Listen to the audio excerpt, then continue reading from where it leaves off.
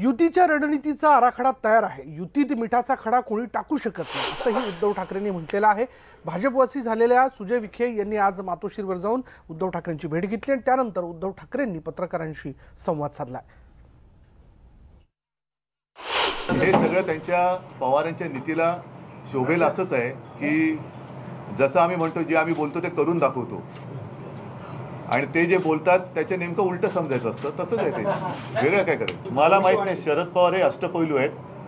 आतापर्यंत एक चांगला राजकीय नेता म्हणून त्यांची ओळख संपूर्ण देशाला माहिती आहे। ज्योतिषी म्हणून काय ओळख झालेली नाहीये। तसं शिवसेना प्रमुखांनी मला कोणतेही बंधन टाकलेलं नव्हतं, तसं मी आदित्यवरती कोणतेही बंधन टाकलेलं नाही।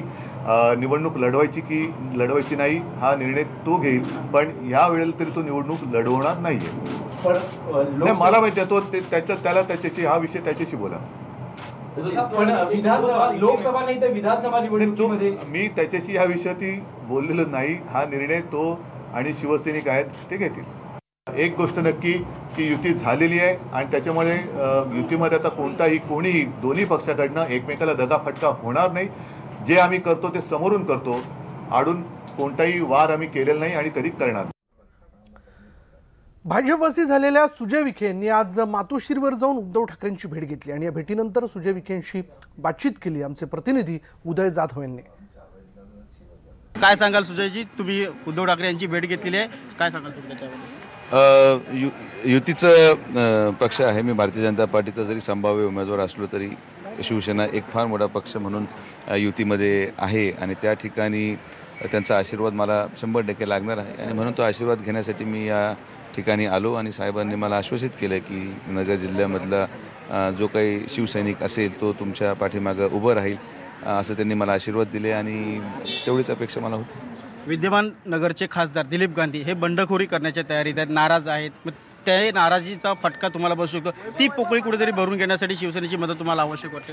नाही, युती धर्म आहे असं काय। शिवसेना युतीचा उमेदवार असल्यावर भले तो शिवसेनेचा असेल तर त्याला मला मदत करणं क्रमप्राप्त आहे किंवा मी भारतीय जनता पार्टीचा असेल तर सेनेने मदत करणं क्रमप्राप्त आहे। पण या सगळ्या गोष्टींच्या पलीकडे एक वेगळं ऋणानुबंध ठाकरे कुटुंबियांचं आणि आमच्या कुटुंबियांचं राहिलेलं आहे। या बाबतीत काय मागं जाण्यासारखं काहीच नाही। ठाकरे कुटुंबियांनी आणि याच बंगल्यामध्ये आम्हाला भरपूर काही दिलेलं आहे, त्या बाबतीत काय मागं सरकण्यासारखं काहीच नाही आणि म्हणून साहेबांचे आशीर्वाद घेणं मला गरजेचे वाटले आणि म्हणून त्या ठिकाणी येऊन मी त्यांना भेटलो। त्याच प्रश्नाला अनुसरून काल शिवसेना नेते संजय राऊत यांनी राधाकृष्ण विखे पाटील म्हणजे तुमचे वडील यांना थेट ऑफर दिलेली की त्यांनी आता शिवसेनेत यावं। तुम्हाला काय वाटतं, तुमच्या वडिलांनी शिवसेनेत यावं पक्षात? नाही, आता तुम्ही घरात आम्ही किती फोटो लावायचे हा एक प्रश्नच आहे। साहेब आता काँग्रेसमध्ये आहेत, काँग्रेसचं काम करत आहेत आणि ते त्यांच्या पद्धतीने त्यांचं भविष्य जसं मी माझा राजकीय निर्णय घेतलाच आहे त्यांनी त्यांचा घ्यावा, हा त्यांचा वैयक्तिक व्यक्ती स्वातंत्र्याचा विषय आहे। व्हिडिओ जर्नलिस्ट नवनाथ कोंडेकरसह उदय जाधव, न्यूज 18 लोकमत, मुंबई। विरोधी पक्ष नेत्याच्या मुलानंच भाजपात जाणं योग्य नसल्याचं मत काँग्रेसचे ज्येष्ठ नेते बाळासाहेब थोरात यांनी व्यक्त केलं आहे। काँग्रेसनं विखे पाटलांना भरभरून दिलं असून मुलाला विखेंनी समजावून सांगणं गरजेचं होतं असं मत थोरातांनी व्यक्त केलं। आता राधाकृष्ण विखे पाटलांनी भूमिका स्पष्ट करत आपली पक्षनिष्ठा स्पष्ट सिद्ध करावी असं आवाहन थोरातांनी केलं।